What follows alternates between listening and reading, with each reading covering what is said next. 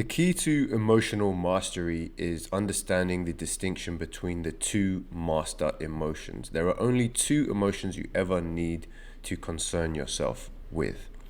And it is not happiness and sadness, and it is not positivity and negativity.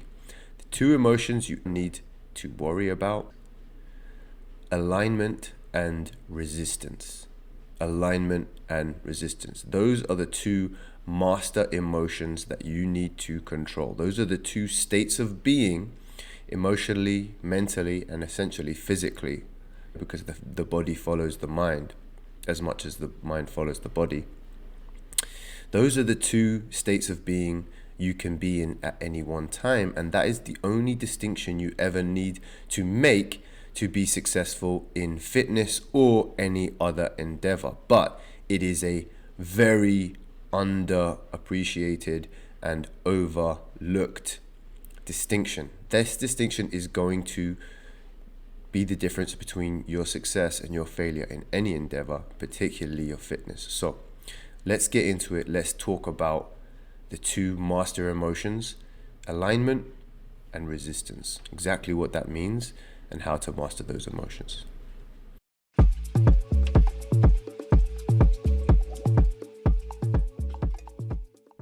Hello everybody, welcome to episode 25 of the Kayvman Show. Today we're talking about emotions and mastering your emotions, which is going to be a turn off for some people who are more scientifically minded and a turn on for those who are more spiritually minded. But it's important to both groups. It's important to everyone. Everyone needs to know this. This episode is a very practical episode, born of trial and error with my clients and myself, and observations I've made about life in general over the years.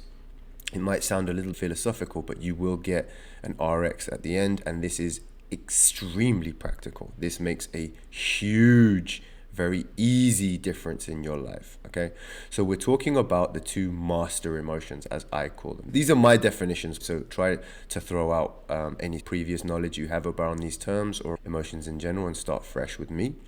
I make this distinction between the two master emotions.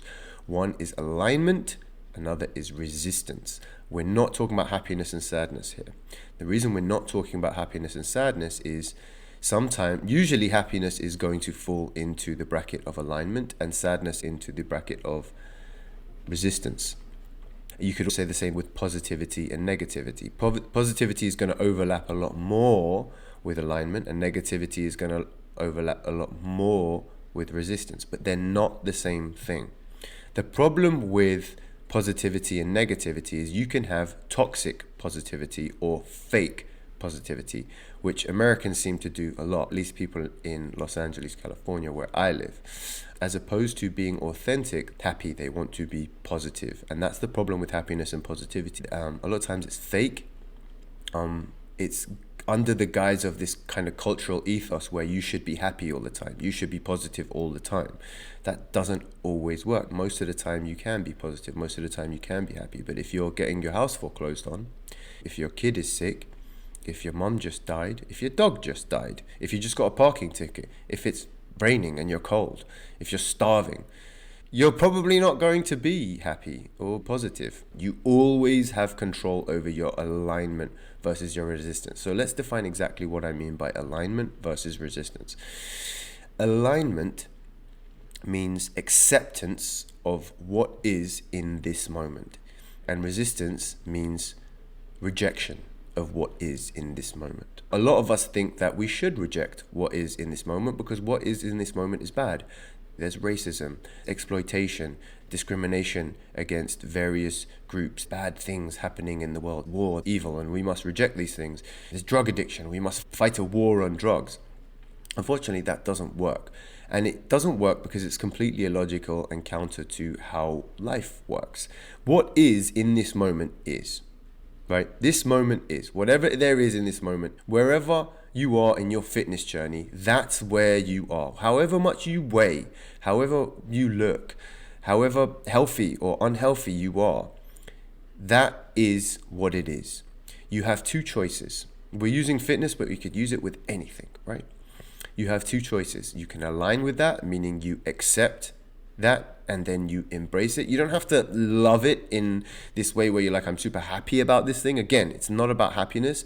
It's not about positivity. If somebody is 300 pounds, they don't have to be like, it's fantastic I'm 300 pounds. You can be, I'm not saying you shouldn't, but you don't have to say it's fantastic that you're 300 pounds. You don't have to say it's fantastic that you're diabetic. And if you're lean and you want to get leaner, you don't have to say it's fantastic that I'm 10% body fat. If you want to be 6% body fat, you just have to accept it as a fact, because it is a fact. Accept the facts of the situation before you move into action. That is what alignment means. Now, the alignment component comes after the acceptance component. You accept what is in this moment, right? Then alignment is not just a mental thing, but it's a sort of emotional thing, where I'd say emotion is the bridge between the brain and the body. There is a flow into the physiological. You will get a physiological feeling of alignment when you accept it. That changes everything. When you align with what is, wherever you are in your fitness journey, even if it's behind where you want to be, if you can align with it, you will start to feel a certain flow of energy, enthusiasm, motivation, and even discipline. Discipline flows from that alignment. That's why it's a master emotion. You will have more bandwidth, mental and physical bandwidth, to make those positive changes. You will generate momentum. You will start with small things. You'll be like, okay, I can do this, or I can do that. You will get this sort of can-do attitude. You might even feel a feeling of gratitude for where your body is now. That all flows from alignment. And another word for alignment is acceptance. A spiritual word for it is surrender. So if you are spiritually inclined, you might be more engaged with the word surrender. All of these positive emotions that we're talking about, enthusiasm and motivation and drive and desire and determination, and yes, happiness eventually, and love, all these positive emotions flow from this master emotion of alignment, comes through this mental decision you make to accept what is. The other option is resistance, to say no to what is, right? To say no to your current situation and to life in general, to say no to your body, to say no to yourself. I'm a fat piece of shit. That's no, okay? That's generally speaking going to be a no, right? You are not accepting what it is. I hate that I'm 300 pounds, right? That's what a lot of people have tried, and it doesn't work. Let me tell you something. It doesn't work. And this is something that we see in society a lot. I'll put it with the example of Lizzo. Lizzo is a very big girl, and she is a very unhealthy girl, at least as of the last time I checked. She's a big, unhealthy girl. Now, people used to give her tremendous amounts of shit for loving her body. Now, this can go two ways. I actually think it's better that she does love her body at 300 pounds or whatever she is, 290. I think it's better that she does love her, and she should work towards change. She should get leaner. She should get fitter. She should get healthier, right? But I think it's better to start with the love, because the love, the self-love, is an aspect of alignment. When you align with your body, you are able to change it. We're juxtaposing that with resistance. When you say, I hate my body, I hate that I'm 300, whatever it is, right?